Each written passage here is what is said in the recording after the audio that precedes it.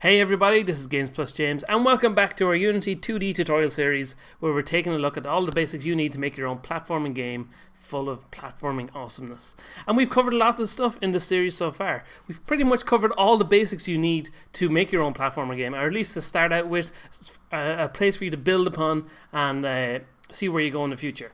But there's one crucial element that we're missing so far, which is some kind of boss battle. We need to have some way of having a big challenge for the player to work towards. So what we're going to do here is make a pretty simple little boss who, when you shoot him enough times, he splits into two and splits down into two a few different times and makes a whole load of copies, and you have to defeat all of them to defeat the boss.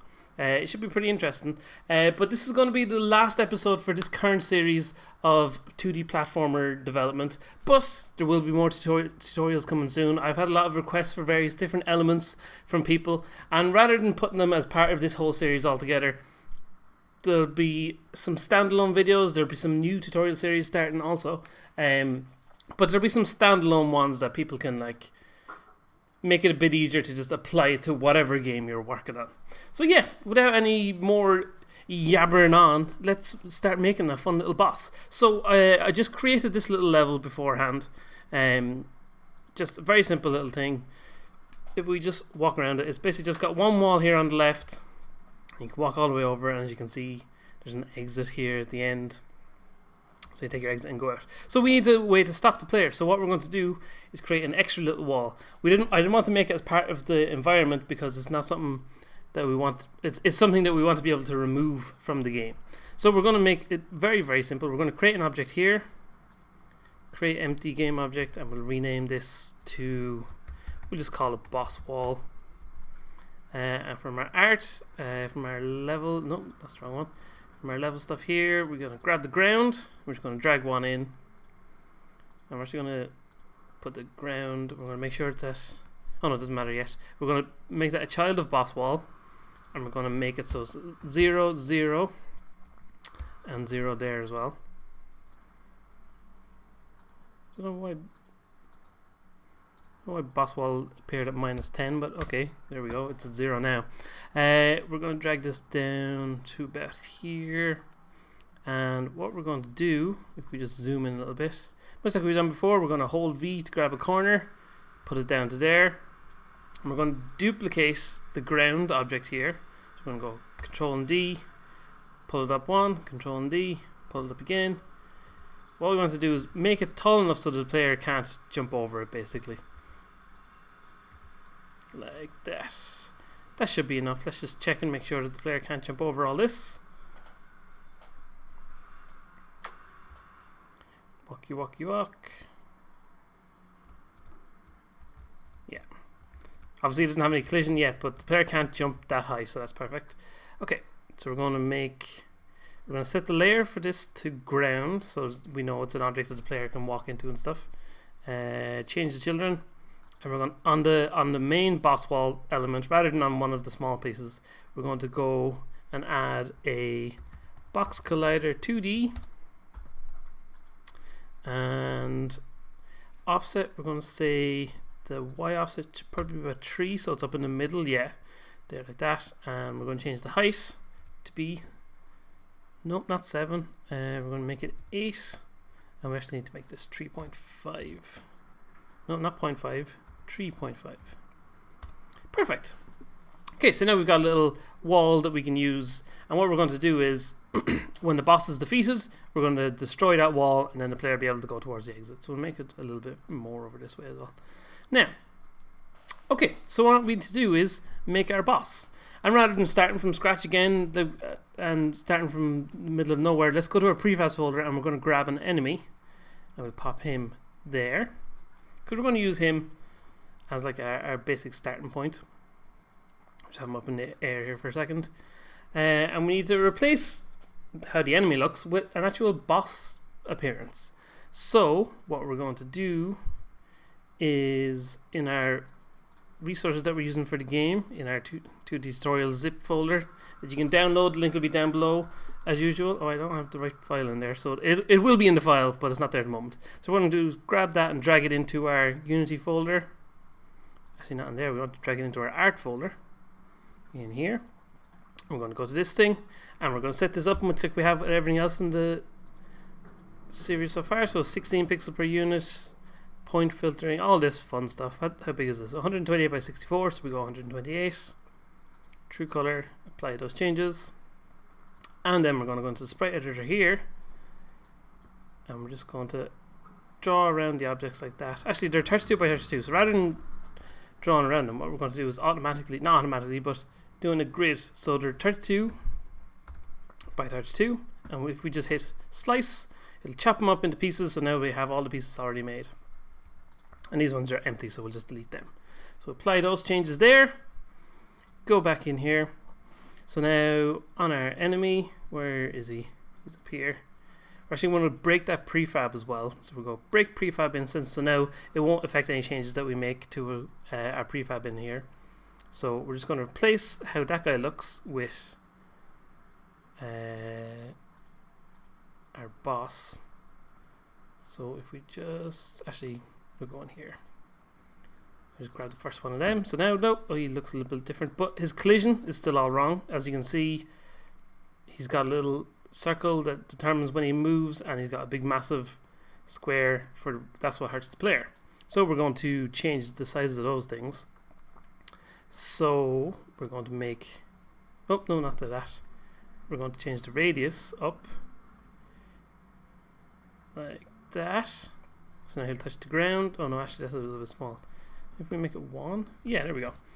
And our box collider, we're going to change the dimensions of that. So you just drag it across so it makes kind of sense, so that like if the player comes near it, be able to do some damage to the player. And we'll do it like that as well. So now if we hit play, he should walk around. Oh, there's one other thing we need actually. We still got the animation of the other guy, but that's okay.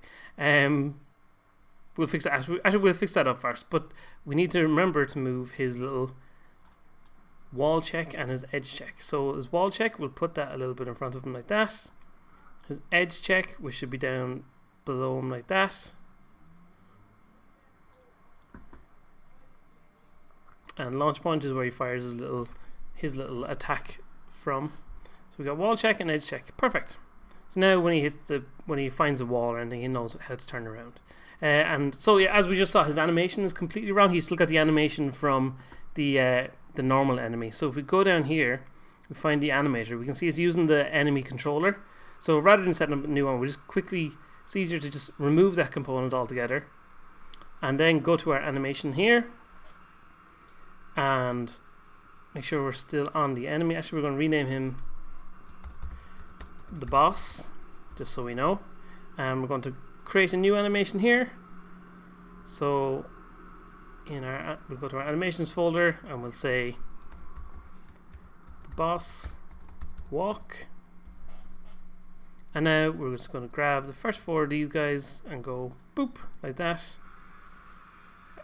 That walk is very, very, very fast, so we don't really want that. So we'll slow it down to about, there we go, 12. Okay, so now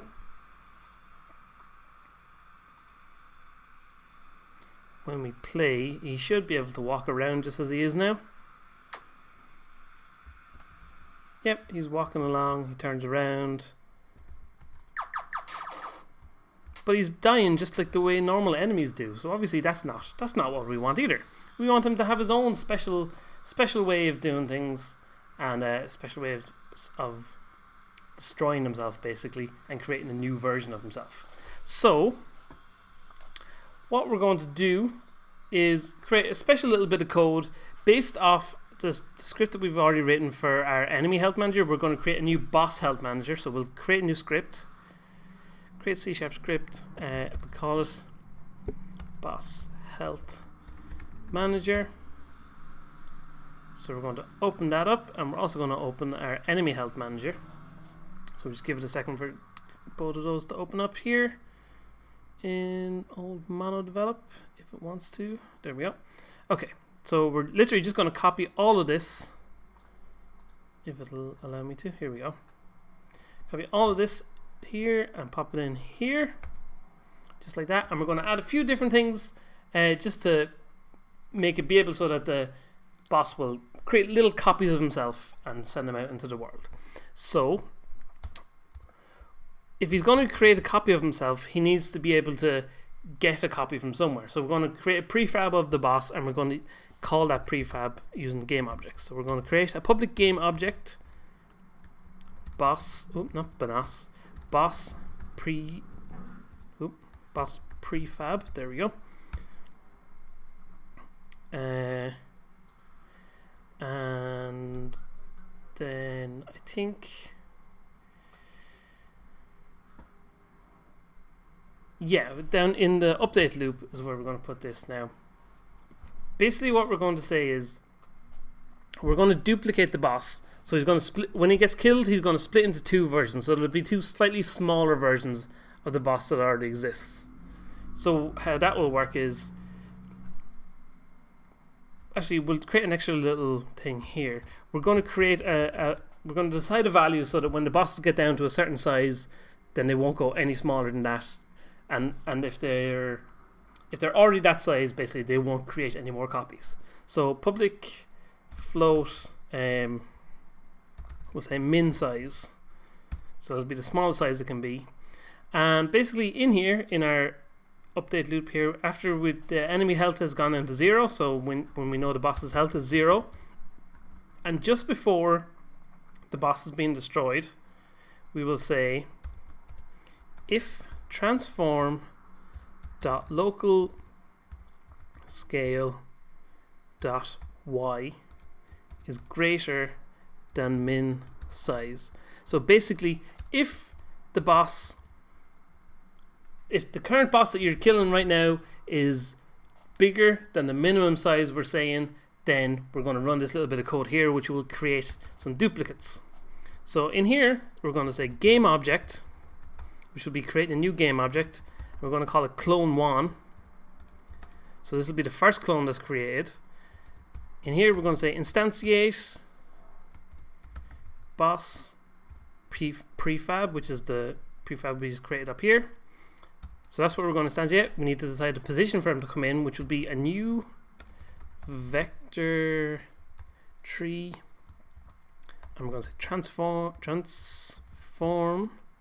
dot position dot x. So the current position of the boss plus 0.5f, so it's slightly over to the right. Transform dot position dot y and transform dot position dot z. So basically what it'll do is it'll create this first little clone at a position slightly to the right of where the boss currently is. And we want to create a second one slightly to the left of where the boss currently is. So we're going to copy this whole bit. I didn't put another extra close bracket. That's what I was missing there. We're going to paste this one in here and make sure we stick that close bracket there as well. And instead of being just to the right, we'll make this one just to the left so that they're not spawning right on top of each other. And you could just make those two little objects appear like that, rather than just creating a game object clone1 and clone2, and it would just create two exact copies. But we want to be able to change the size of those two exact copies. So this is why you create them as a clone1 and clone2. So then what you can do down here now is say clone1 dot transform dot local scale. So this is how we can adjust the size of it. So clone1 dot the local scale of clone1 is new vector tree transform dot local scale dot y multiplied by 0.5f. So what that does is it says, okay, so we have our clone1 here, but we want to base the size of that off the current boss that just got killed. So we'll say, okay, we're going to grab the height of that and we're going to shrink it down by half. So say that it's the first boss and you kill him, it'll create two copies that are exactly half as tall. So say the first boss is 1, then it'll create the next boss as 0.5, and then say you kill one of those guys, it'll create two little clones that rather than being 0.5, they're now 0.25, which is half of 0.5, obviously. And same again, 0.125 and 0.00 whatever, as 625 or something, I can't remember. So we're going to do that there, and we're going to do the exact same thing with the transform dot local scale dot y again, because we want the x value and the y value to both be the same, so we might as well just use the same value for both of those. And finally the end of it is just going to be transform dot local scale dot z. We don't want to change the z size of anything, because we can't see that anyway, so we don't want to mess with that too much. And what we want to do then is make sure that our clone has the full amount of health that we want it to. So transform that local scale. Nope, sorry, not. What am I doing there? Clone one dot get component is what we want to do. And what we want to do is grab the boss health manager on that guy and say, okay, you have a boss health manager. What we want to do with him is make sure that the enemy health value is equal to, we're going to say 10. So each one of these bosses will have 10. We could define a value up here, but for now we'll just hard code it at 10. So now we have clone 1 set. We need to do the exact same thing with clone 2, which is boop, like that, and then all we have to do is change the 1 for 2 and save it just like that. And now when the boss gets killed, he should, if everything works perfectly, create 2 little copies of himself.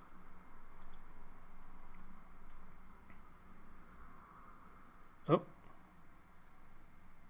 instantiate takes 2 arguments. Okay, we've done something wrong here. Oh, we haven't set a rotation of this. That's what we did wrong. So we need to do transform dot rotation at the end there, and the same here. Transform dot rotation. Perfect. Save that. Go back in here. Hopefully that should be okay now. Oh yes, of course, because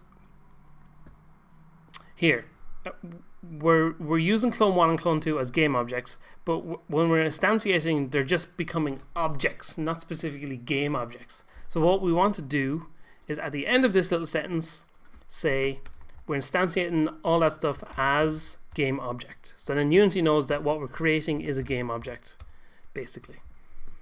So we'll save that, and now we shouldn't have any problems. This should be all working fine now for us. Except it's not, of course. 32. What have we got here? Transform dot local. See, this is the problem with Mono develops automatic inserting of code. Sometimes it works and sometimes you don't have to worry about it, but then sometimes it doesn't work and you have to go back and actually check stuff yourself. So that should have been automatically changed to having a capital S, but for some reason it didn't. Okay. So now I'm not sure if I don't think we'll be able to actually kill the boss, because the way our... Oh yes, we can. Oh, because we haven't created a script. Or not created, we have created a script, but we haven't added the script on here. So, in our enemy health manager here, we're just going to remove that component, and then we're going to add the component of boss health manager.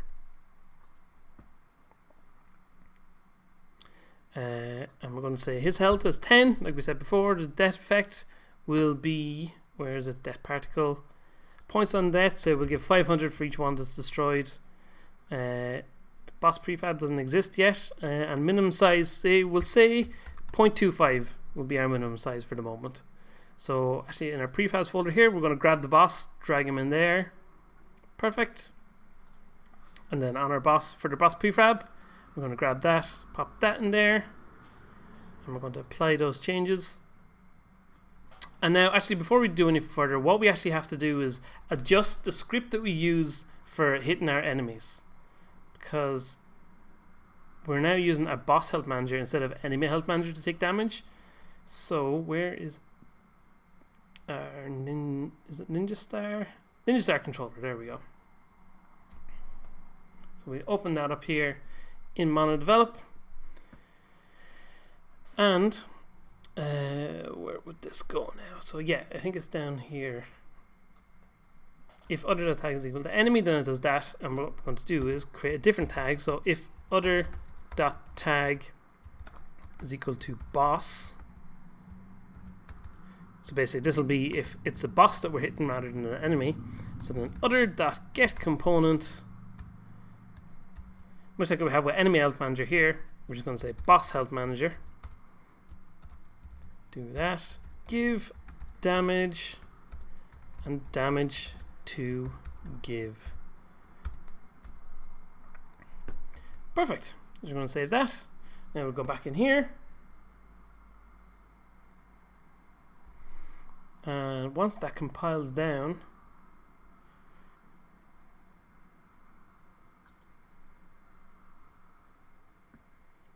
we should play it and we should be able to kill the boss and make him duplicate out. We'll just jump over him. Oh, because we haven't set. Yes, hold on. Our boss here, we need to give him the tag of boss. So we'll add a new tag in here. In our tags, we'll go boss, just like that. And we'll go back to our boss. Change the tag on him to boss, like that. And now we can play. And now, let's kill him. Oh, God, he's doing a lot of damage. Oh, now there's two of them. Hey guys, how's it going? But we're having an issue. As you can see, if we're destroying them, they're all coming out the exact same size. They're not shrinking at all. And that is because of the movement script that we used for our enemy before. Basically what our movement script does is it takes, we'll just go back into levels here. I created this as a 4th level, so. Why doesn't this want to load? That doesn't matter anyway. Okay, so what we need to do is make a slight change. So we have our enemy patrol, but now we're going to do a new script called boss patrol.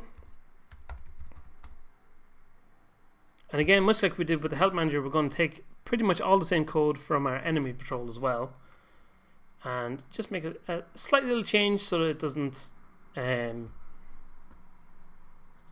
keep making the bosses the exact same size at first. So we're going to take all of this stuff here, copy that, and paste it into boss patrol, just like that.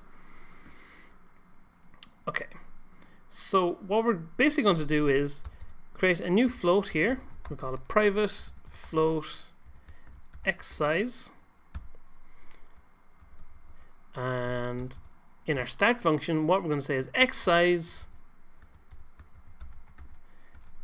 is equal to transform.localscale.y.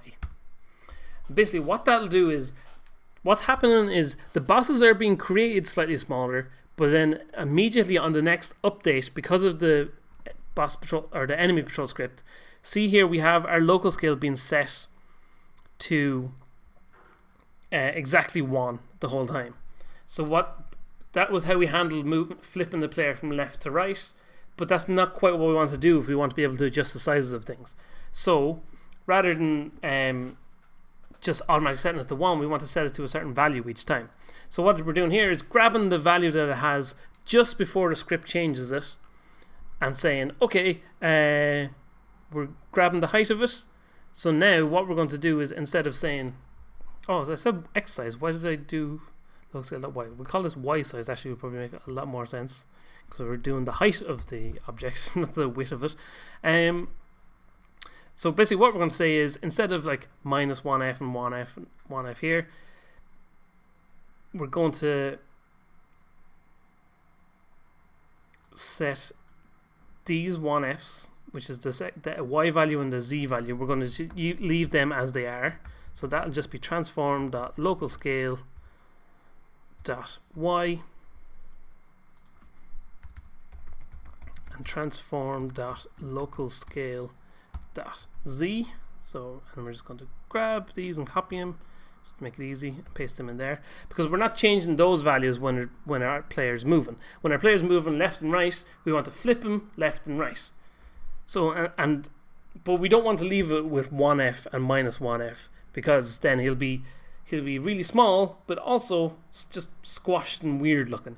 So that's why we grab our Y size value at the very start, and we'll say, okay, so if we're moving left, we want to have minus Y size. And if we're moving right, if we're moving right, we want minus Y size, and if we're moving left, we want Y size. Because our enemies are by default always going left.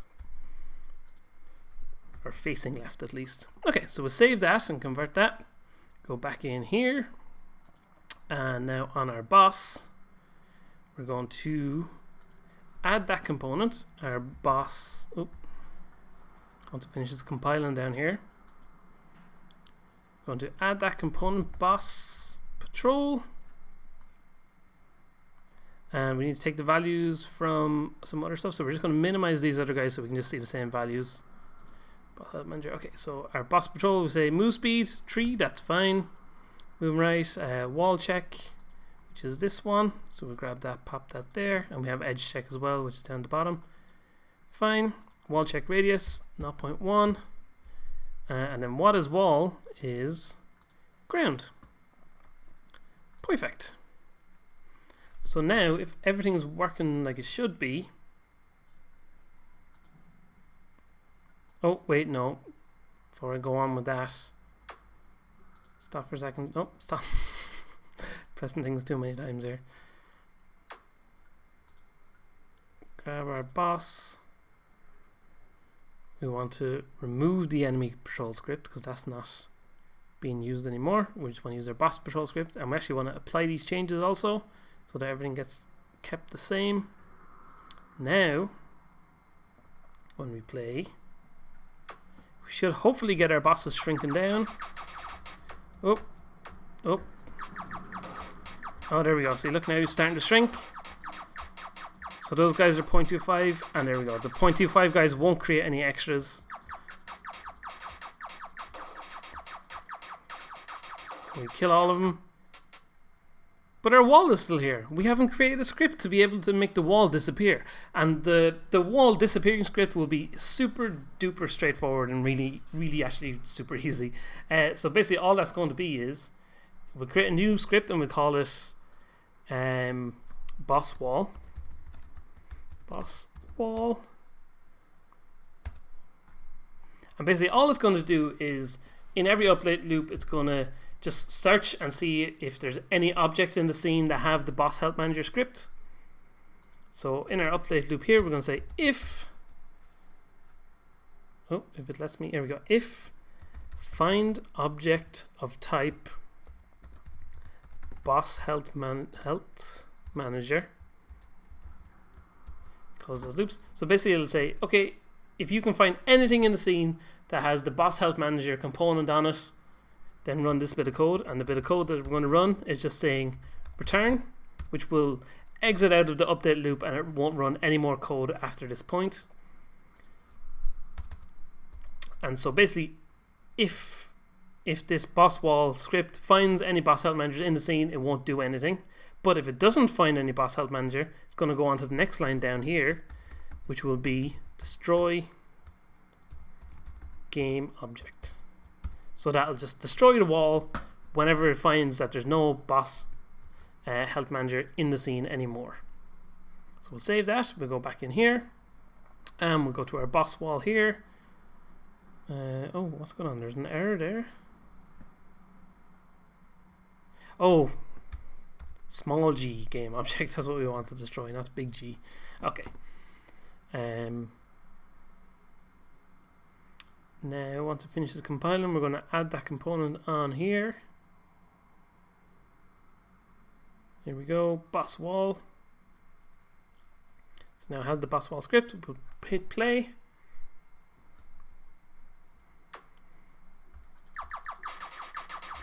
Gonna kill some of these guys. Oh, I'm running low on health. Ooh. He's getting very close to me. I don't like that. So it's a little bit of a challenge. It's nothing too crazy, but it's a bit of fun, I suppose. Kill these guys. And there we go. Now our wall is gone. We can just run straight onto the exit and escape out into the world and be the hero that we all wanted to be. So there you go. That's our boss. A very simple little boss for the game, created and running nice and fine. And you can there's lots of different ways you can like manage bosses. There's so many different varieties of boss stuff, and it just requires a bit of thought to see how you can manage different things and see where you can go with it. So like I said, this is going to be the last video for this 2D platformer series. I'm going to wrap up here because we've covered pretty much all the little basic elements that you need. You could go out and make a game now that works properly from the stuff that we have. But there will be more tutorials coming soon. We'll be doing some pixel art stuff. We'll be doing some different game types, hopefully. And like I said, there'll be some more standalone videos so that you can learn the basics of how to do something and then be able to apply to whatever game you're doing, hopefully, anyway. So yeah, thanks for watching, everybody. And also, it's been awesome to see the games that people have been sharing with me so far, that they've been putting the ideas from this series into use in their own games. So if you've got any games of yourself that you've been working on, make sure and share them with me, and in the near future I'm going to do a video on some of the games that people have made based off this series. So if you've got any of those games, share them with me, and try and make as many of them as I possibly can squeezed into a video. I can't guarantee that I'll be able to get every game in, but I'll be doing as many as I can in a bit of video of fun looking at what other people are doing. So yes, thanks for watching this video. I will be back soon with more tutorial goodness in the very near future. And in the meantime, keep on learning.